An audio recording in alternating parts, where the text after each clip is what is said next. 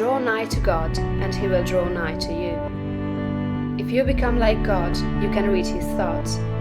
And if you do not, you will find the inspirational perception of truth impossible. You can never become a great man or woman until you have overcome anxiety, worry, and fear. It is impossible for an anxious man, a worried one, or a fearful one to perceive truth.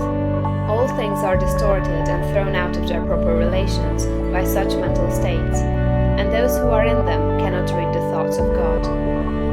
If you are poor, or if you are anxious about business or financial matters, you are recommended to study carefully the first volume of this series, The Science of Getting Rich.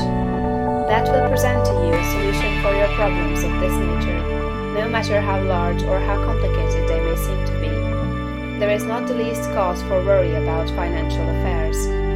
Every person who wills to do so may rise above want, have all he needs, and become rich. The same source upon which you propose to draw for mental unfolding and spiritual power is at your service for the supply of all your material wants.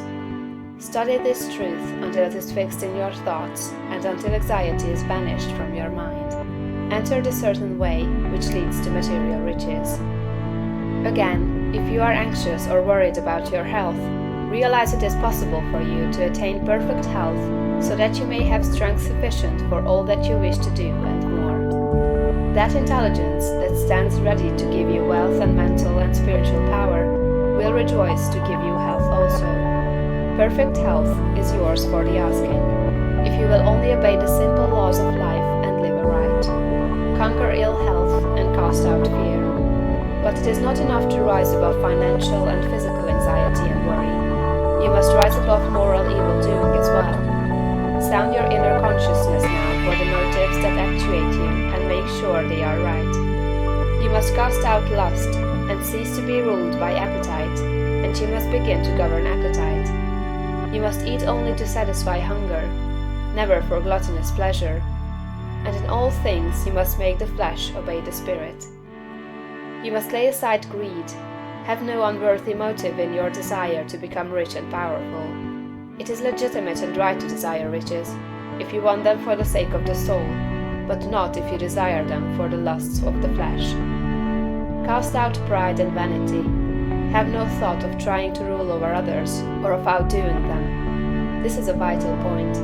There is no temptation so insidious as the selfish desire to rule over others.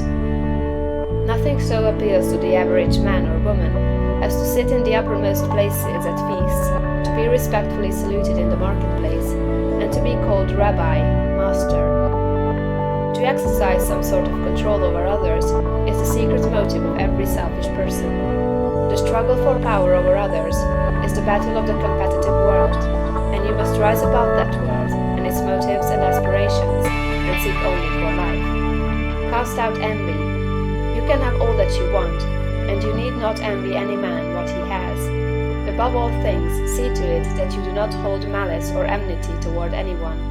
To do so cuts you off from the mind whose treasures you seek to make your own. He that loves not his brother loves not God. Lay aside all narrow personal ambition, and determine to seek the highest good, and to be swayed by no unworthy selfishness. Go where all the foregoing, and set these moral temptations out of your heart one by one, determined to keep them out.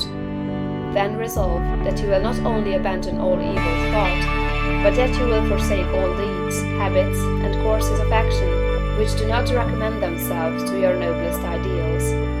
This is supremely important. Make this resolution with all the power of your soul, and you are ready for the next step towards greatness.